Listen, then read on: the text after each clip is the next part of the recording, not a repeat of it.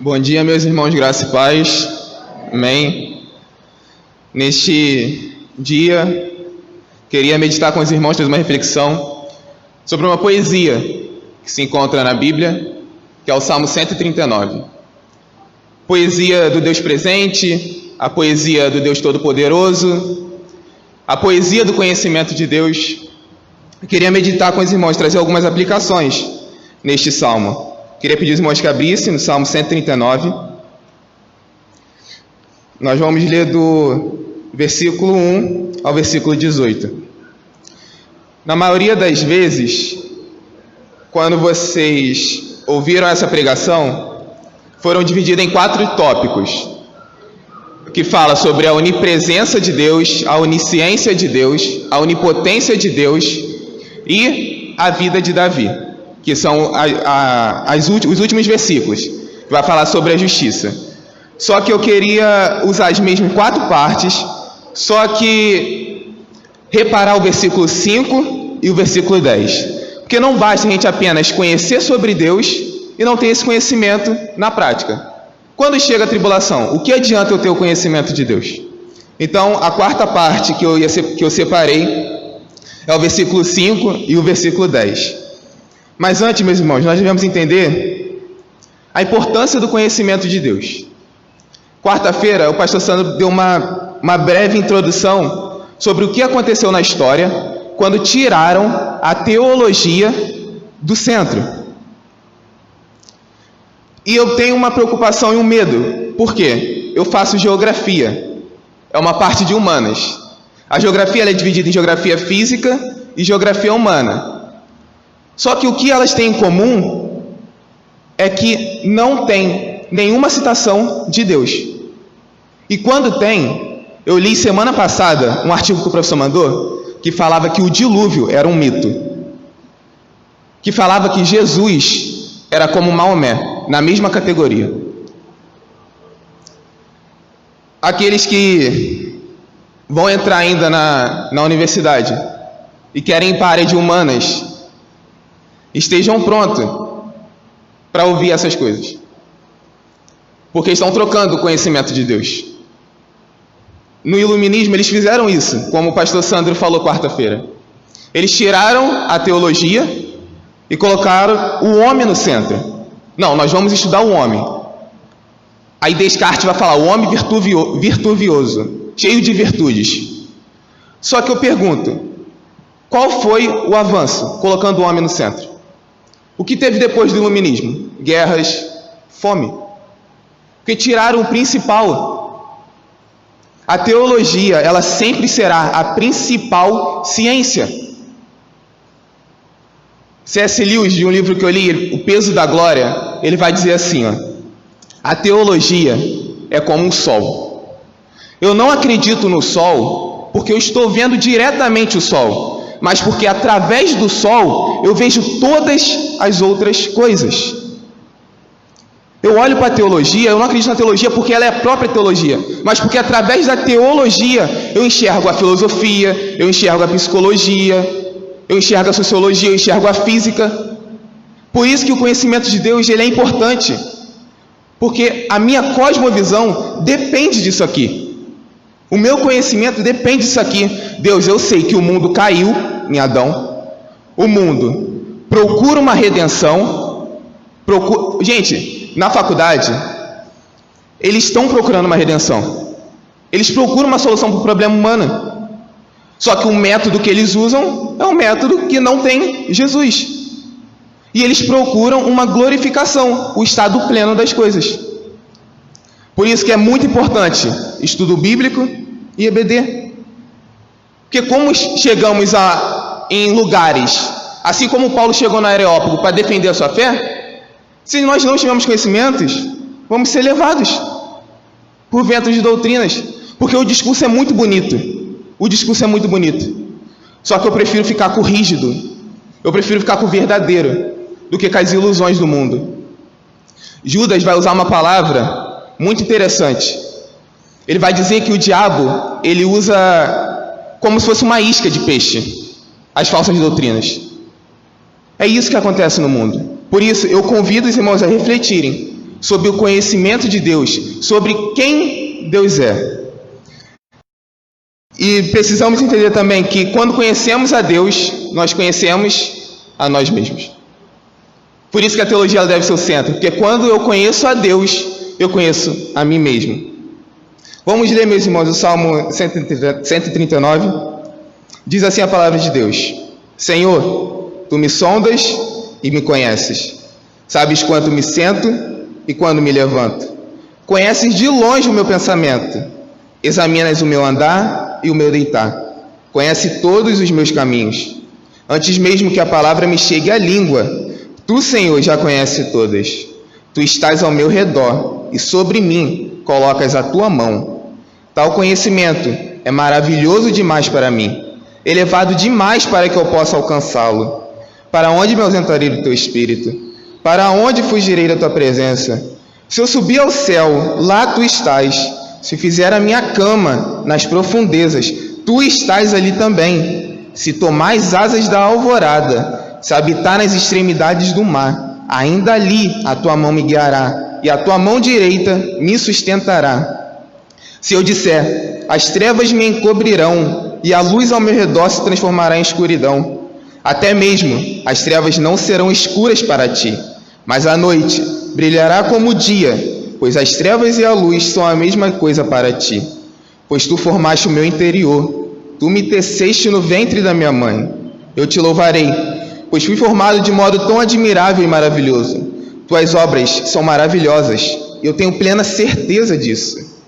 Meus ossos não estavam ocultos, quando em segredo fui formado e tecido com esmero nas profundezas da terra. Teus olhos viram a substância ainda sem forma, e no teu livro os dias foram escritos. Sim, todos os dias que me foram ordenados, quando nenhum deles ainda havia. Ó Deus, como são preciosos para mim os teus pensamentos, como é grande a soma deles. Se eu os contasse, seriam mais numerosos do que os grãos de areia. Se os contasse, até o fim ainda estaria contigo. Vamos orar sobre a palavra. Amado Deus, nos colocamos, Pai, à sua disposição para ouvir a tua voz. Peço que o Senhor esteja tirando, Pai, a nossa deficiência auditiva. Que o Senhor esteja falando conosco, abrindo o nosso coração, nos confortando e nos consolando com a sua palavra. Assim nós oramos, em nome de Jesus. Amém. Meus irmãos, como eu disse, nós vamos entender um pouco sobre o conhecimento de Deus.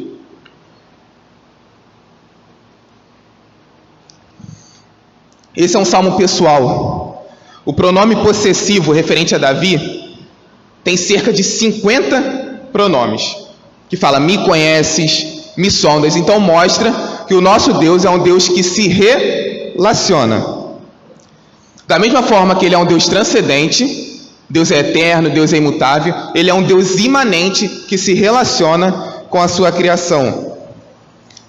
Repare no versículo 1, Senhor, tu me sondas e me conheces. Tu me sondas, tu fazes uma pesquisa profunda no meu interior e me conheces. Um relacionamento íntimo.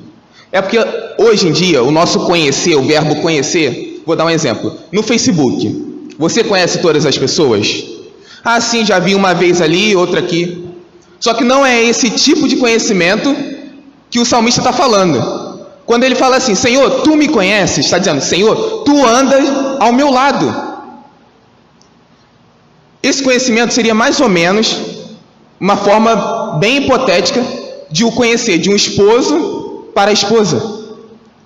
Não é um conhecer de, ah, tá bom, eu te conheço, não. Não tem quando a gente ora assim sobre os enfermos? Repare só. A maioria das orações fala assim, Senhor, eu não conheço o que está naquela lista, mas tu sabes, tu conheces. O conhecer de Deus não é um conhecer de longe, é o conhecer de perto. E repare que nas mínimas coisas, Deus conhece. Ele fala, quando me sento e quando me levanto, examinas o meu andar e o meu deitar. Mesmo quando eu estou na ativa, Deus, tu me conhece. Mas quando eu paro para descansar, o Senhor ainda me conhece. E hoje o que a gente vê pessoas pregando é que Deus criou o mundo e se afastou. O deísmo. Não, não, é como um relojoeiro. Eu criei um relógio, agora ele funciona sozinho. As leis da natureza vão guiar o mundo. Não. A Bíblia me exorta que Deus ele está presente com a sua criação. Deus não fez o mundo e deixou à parte, à deriva. Ele se relaciona com a sua criação. E é isso que o Salmo me mostra. Que Deus é um Deus onisciente. Deus é um Deus pessoal, que conhece e se relaciona com a sua criação. Meus irmãos, nós devemos entender que Deus, acredite, eu ouvi isso na faculdade, eu ouvi, que Deus é uma força. Nós devemos entender que Deus é um Deus vivo. O nosso Deus não é um super-homem, o Deus não é o cara lá de cima. Quem nunca ouviu isso? Ah, o cara lá de cima. Não! Meu Deus é o Deus vivo. É o Deus que existe sem precisar de nada. É o Deus eterno que não está preso ao tempo. Esse é o meu Deus. Meu Deus não é uma força, meu Deus não é uma pessoa que criou o mundo e deixou a deriva. Ele se importa com a sua criação. Esse é o verdadeiro Deus. Meus irmãos, da parte B, do versículo 2, ele vai dizer assim, ó: conheces de longe o meu pensamento. Ele conhece todos os nossos caminhos. Não dá para ficar usando máscara com Deus. Uma hora a máscara cai. Deus sabe por que você levanta a mão no louvor. E eu reparo, meus irmãos, que existe muita... Eu vou usar o termo do pastor Iago Martins. Ele vai dizer pornografia espiritual. Porque a pornografia nada mais é do que uma coisa que tem que ser no seu casamento, uma coisa lícita no seu casamento, e que você sai daquilo ali. Tem muita coisa que é para a gente fazer em casa, que a gente faz em público. Deus nos vê sem máscara. Ele sempre está um passo à nossa frente, inclusive do nosso conhecimento prévio. Eu não sei se vocês já tiveram essa reação, mas eu me lembro que eu fazia assim: quero ver se meu cérebro sabe de tudo. Aí eu ficava parado, aí eu mexia o dedinho do pé. Só que o cérebro que manda informação para eu mexer o dedo do pé. Deus sabe, antes do conhecimento chegar, o que você está pensando. Como esconder, inclusive, os seus pensamentos de Deus. Por isso que, nos últimos versículos, Davi fala: sonda-me, Senhor, e me conheces. Vê se há em mim algum caminho mau e guia-me pelo caminho eterno. Davi não está querendo dizer que ele não tem pecado, mas é que no pensamento dele, tão vasto, Deus tem que guiá-lo. Deus tem que mostrar para ele: Davi, isso aqui passou. Davi vai orar, se eu não me engano é no Salmo 51. Me absolve das faltas que me são ocultas. Deus sabe de todas as coisas. Caminhando, meus irmãos, depois de olharmos a onisciência de Deus, nós vamos ver que Davi vai louvar. Olha o versículo 6. Tal conhecimento é maravilhoso demais para mim, elevado demais para que eu possa alcançá-lo. Eu aprendo aqui, meus irmãos, que o verdadeiro louvor, ele envolve a humildade do encantamento de Deus. O verdadeiro louvor reconhece a soberania de Deus, reconhece o conhecimento de Deus. E aqui eu tiro duas aplicações: que o reconhecimento da sabedoria e a grandeza de Deus produz grande fé e elevado louvor. Reparem que na carta mais teológica do apóstolo Paulo, que é Romanos, que ele vai falar sobre a eleição, vai falar sobre a depravação, que é o mundo caído. Depois de fechar essa parte do conhecimento de Deus, como que ele termina? Romanos 11:36. Porque dele, por ele e para ele são todas as coisas. O conhecimento de Deus me faz louvá-lo. E a segunda aplicação que eu tiro desse versículo 6 é que Davi está louvando a Deus pelo simples fato de Deus conhecer tudo sobre ele. Deus, tu sabes até o meu pensamento, por isso eu te louvo. É a pergunta que eu faço: nós louvamos a Deus por entender que ele sabe tudo sobre nós, ou ficamos com medo? Ficamos com medo de falar: Deus, tu sabes de todas as coisas mesmo? Ou será que a gente louva: Deus, obrigado porque o Senhor sabe todas as coisas por mim, e mesmo assim me ama? Mesmo assim me ama. que Davi, meus irmãos, reconhece que não tem como fugir de Deus. Não tem como mesmo ocultar o pensamento dele, desse Deus que vê todas as coisas. Se ele não pode esconder nada de Deus, como que Davi vai se esconder? E é isso que nós vamos ver agora na onipresença de Deus. Olha o versículo 7. Para onde me ausentarei do teu espírito? Para onde fugirei da tua presença? Se eu subir ao céu, lá tu estás. Se fizer a minha cama nas profundezas, tu estás ali também. As afirmações dessa pergunta é retórica, que a resposta é ninguém. Ou aonde? Para onde fugirei do teu espírito? Não tem nenhum lugar que eu possa me esconder do Senhor. Todos os limites geográficos que o salmista coloca, ele está querendo dizer: Deus, se eu for para o norte, lá tu estás também. Se eu for nas profundezas do mar, no abismo do oceano, lá tu estás. Se eu for para o céu, lá tu estás também. Meus irmãos, Deus não está dividido. Da mesma forma que Ele está completamente aqui, Ele está completamente em todos os lugares do mundo. Isso não quer dizer que a gente pensa que Deus, quando fala de onipresença, a gente tem a tendência de falar de espaço, tornar Deus uma pessoa física. Mas não. Se tem um irmão orando na África, Deus está lá presente. Gênesis 1 vai dizer que o Espírito do Senhor, antes de ter feito todas as coisas, pairava sobre a terra. A presença de Deus está em todos os lugares.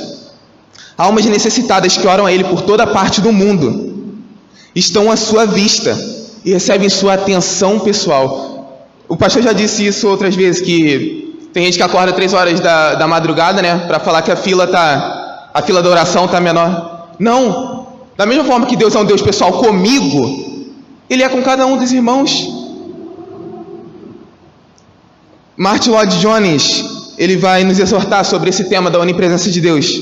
Ele vai dizer o seguinte: esta é a coisa fundamental e a mais séria da vida do cristão, que estamos sempre na presença de Deus.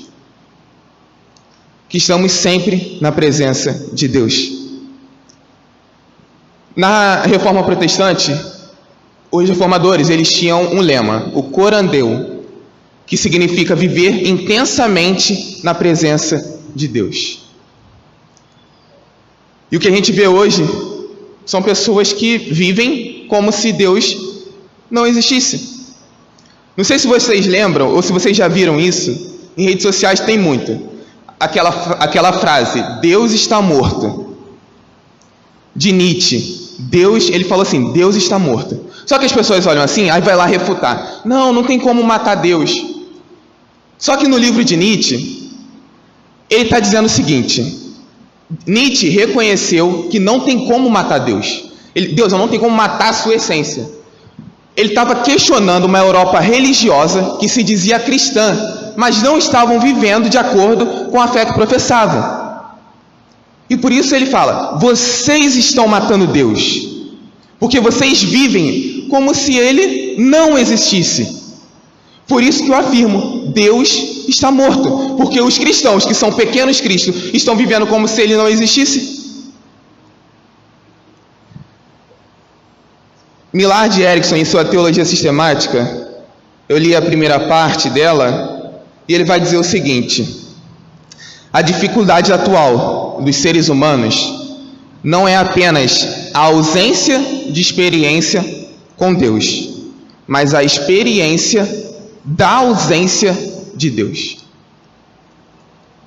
Que as pessoas estão vivendo sem ter experiência. Está se tornando normal viver como se Deus não existisse.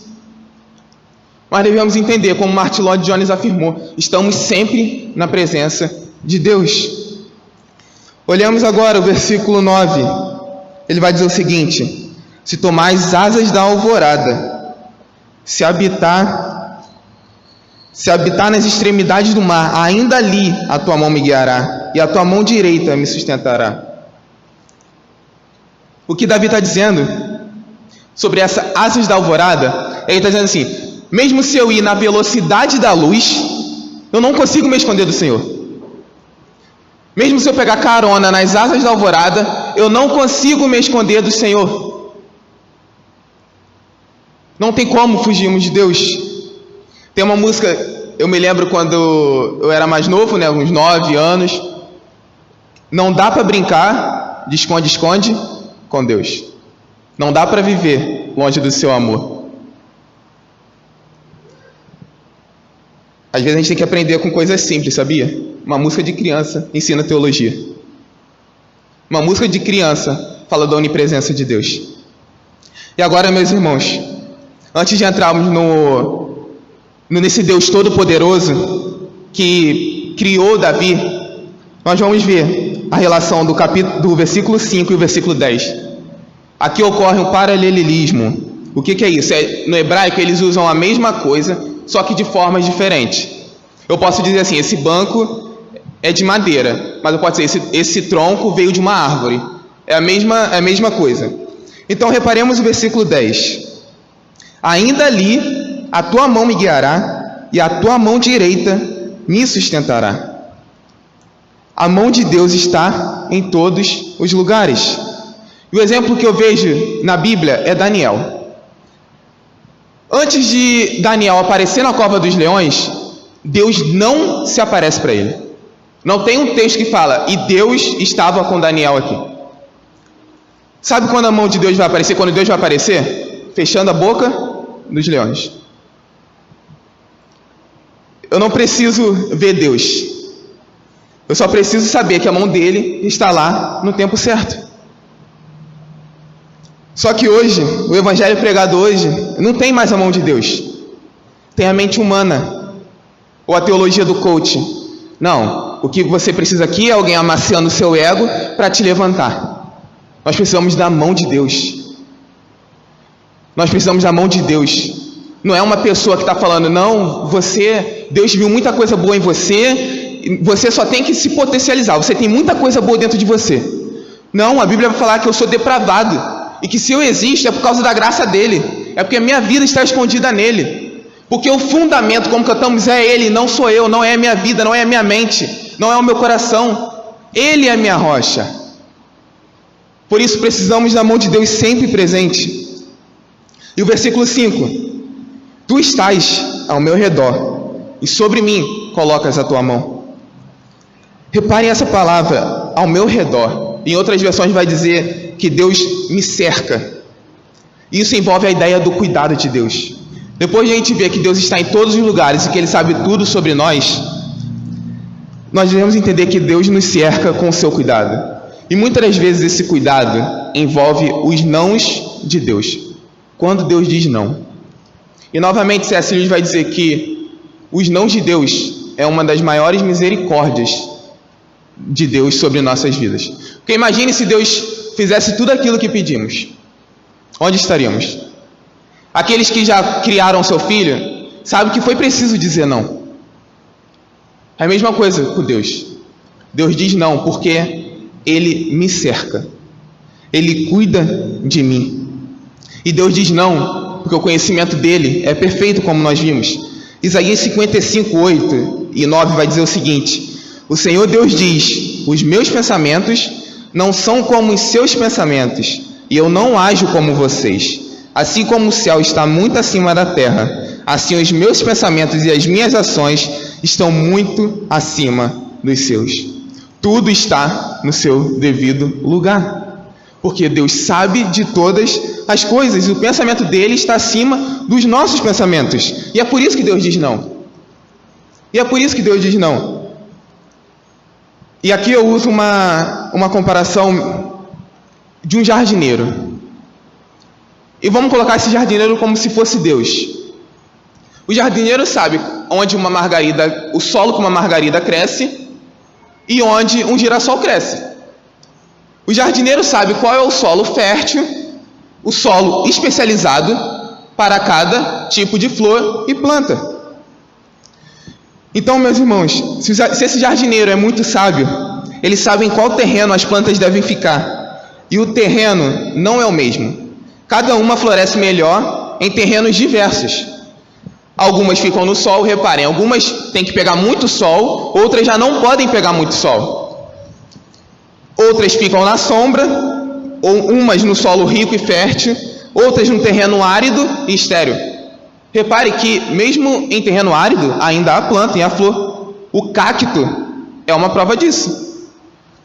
Então, assim, a habilidade do jardineiro fica evidente. A planta não escolhe, me coloca nesse solo. É o jardineiro que fala, você cresce melhor aqui porque eu sei que esse solo é para você.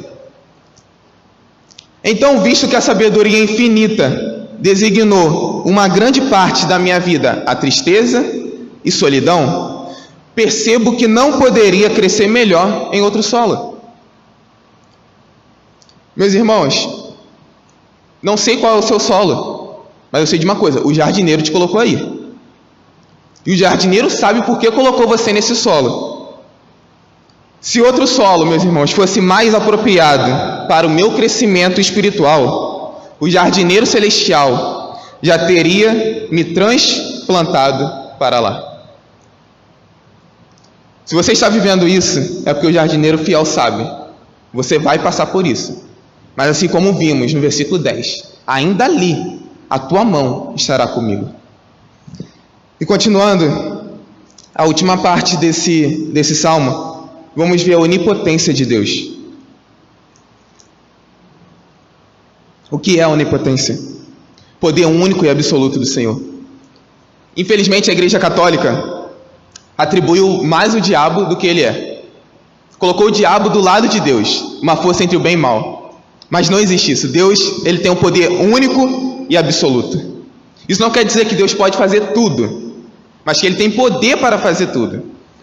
Porque Deus não pode fazer coisas contraditórias. Deus tem poder para fazer um dilúvio novamente? Tem. Só que ele pode fazer? Não pode. Por quê? Ele disse que o dilúvio só seria uma vez. Então Deus não pode fazer coisas contrárias, mesmo tendo poder. E eu vejo aqui que o versículo 14, reparem o versículo 14, depois de Davi falar no versículo 13, pois tu formaste o meu interior, tu me teceste no ventre da minha mãe, eu te louvarei, pois fui formado de modo tão admirável e maravilhoso. Tuas obras são maravilhosas, tenho plena certeza disso. Meus ossos não estavam ocultos, quando em segredo fui formado e tecido com esmero na profundeza da terra. Repare que a admiração de Davi, por ele entender que foi criado por Deus. E nós sabemos que em Gênesis não foi assim, a mão de Deus fez o sol. Não. A voz de Deus, Deus falou, Deus disse e ouve. E quando eu estava na aula de ciências do ensino médio, eu ficava falando, isso foi a voz de Deus. Não foi uma massinha que faz, não, foi a voz. Olha o poder de Deus. A voz dele fez todas as coisas. E aqui, meus irmãos, eu queria tirar uma aplicação. Repare que no versículo 15 vai dizer, meus ossos não te estavam ocultos quando em segredo fui formado e tecido com esmero nas profundezas da terra. Teus olhos viram a minha substância ainda sem forma. Não tinham os ossos ainda, mas o Senhor já estava lá. E hoje que a gente vê a gente legalizando o aborto.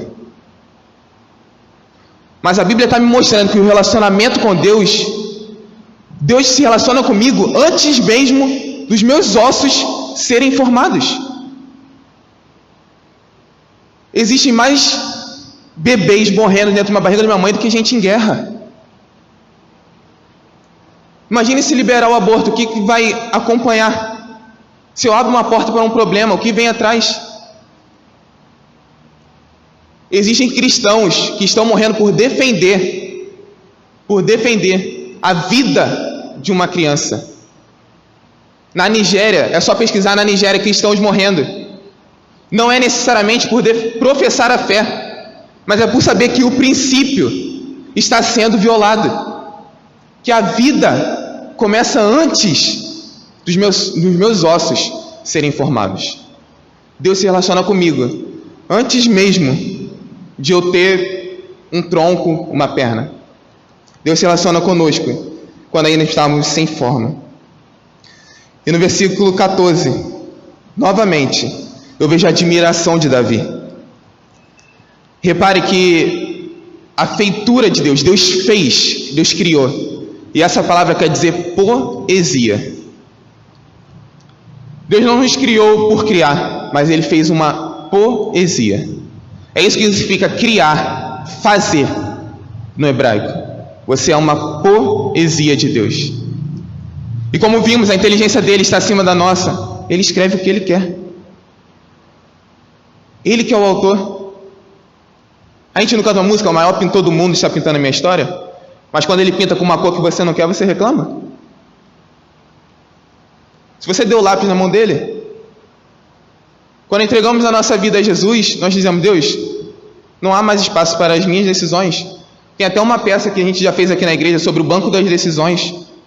Se eu dei o banco para decisões para Deus, eu só devo louvar ao Senhor. E é isso que Davi faz no versículo 17. Ó Deus, como são preciosos para mim os teus pensamentos, como é grande a soma deles. Davi já tinha exaltado a Deus por sua onisciência, mas ele exalta a Deus também pela sua onipotência. Eu aprendo aqui que eu não posso separar as características de Deus. Da mesma forma que Davi louvou a onisciência de Deus, ele está louvando o poder de Deus. Eu não posso montar o meu Deus. Não, Deus, eu só quero o seu poder. Mas entender que o Senhor sabe tudo sobre mim, eu não quero, não. Eu devo louvar a Deus pelo que Ele é, e ponto. Eu não posso querer montar meu Deus. Se Deus é, eu devo louvar, assim como Davi fez. Davi não separou Deus, ele simplesmente adorou a essência dele. E no versículo 18, vai dizer o seguinte: se eu os contasse, os pensamentos de Deus seriam mais numerosos que os grãos de areia.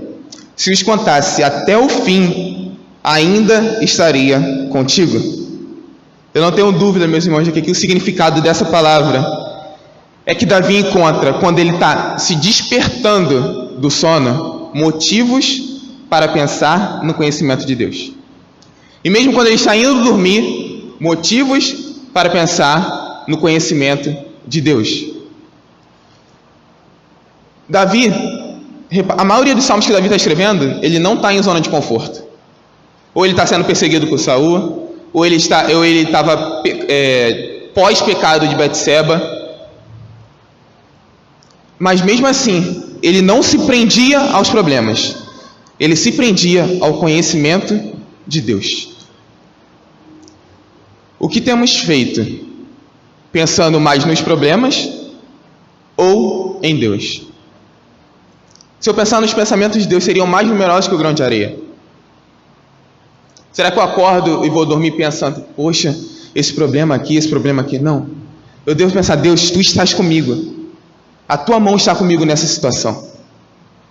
Devemos pensar mais em Deus do que nos problemas.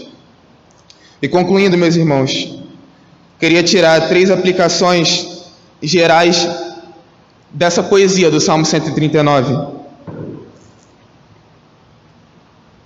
E a primeira coisa que eu vejo aqui: o conhecimento de Deus, ele não é somente para líderes, pastores, mestres. Ele é para todos. Todos nós tivemos a responsabilidade de conhecer o nosso Deus. Vocês sabem qual é a vida eterna que a Bíblia fala? João 17, Jesus vai dizer. Olha a vida eterna que Jesus vai dizer, o nosso mestre, ó. João 17, capítulo 17, versículo 3. E a vida eterna é esta: que te conheçam a ti só, por um único Deus verdadeiro, e a Jesus Cristo, a quem enviaste. O que poderia ser mais importante do que a vida eterna? E o próprio Jesus está dizendo: a vida eterna é essa, me conheça.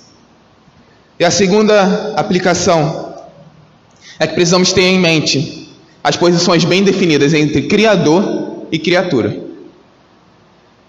Eu sou servo. Ele é onipresente, como vimos, onisciente, onipotente. Eu sou finito, pecador e fraco. Verdadeiro louvor envolve humildade, como eu disse. Envolve a humildade do conhecimento de Deus e aquilo que eu era, aquilo que eu sou. E a terceira e última aplicação que eu vejo, sabendo dos atributos de Deus, nós vimos apenas 3, mas sabendo desses 3 atributos, da onisciência, da onipresença e da onipotência, eu aprendo que eu posso descansar nesse Deus maravilhoso, que mesmo sabendo tudo sobre mim, Ele ainda me ama. Nosso Deus não é um Deus que está preso, um Deus de estátua. Nosso Deus, Ele está vivo, está presente em nosso meio. Que vivamos sempre na presença de Deus e se encantando no conhecimento dEle. Que Deus venha aplicar essa palavra em nossos corações.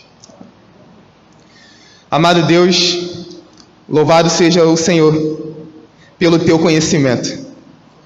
Obrigado, meu Pai, por o Senhor saber tudo sobre mim, as minhas falhas, os meus pecados, os meus pensamentos ocultos, e ainda de me chamar de filho. Obrigado por me remir. Obrigado por morrer na cruz, enquanto eu ainda vivia em pecado. Obrigado, Deus, pela Tua mão em momentos difíceis. Obrigado, meu Pai, por carregar no colo.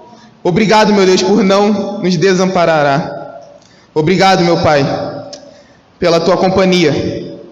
Obrigado, meu Deus, por ser nosso companheiro de viagem. Nos ajude, Pai, testificando em nós a verdadeira verdade e o verdadeiro conhecimento. Ao Senhor, somente ao Senhor, toda a glória e toda a honra. Em nome de Jesus. Amém.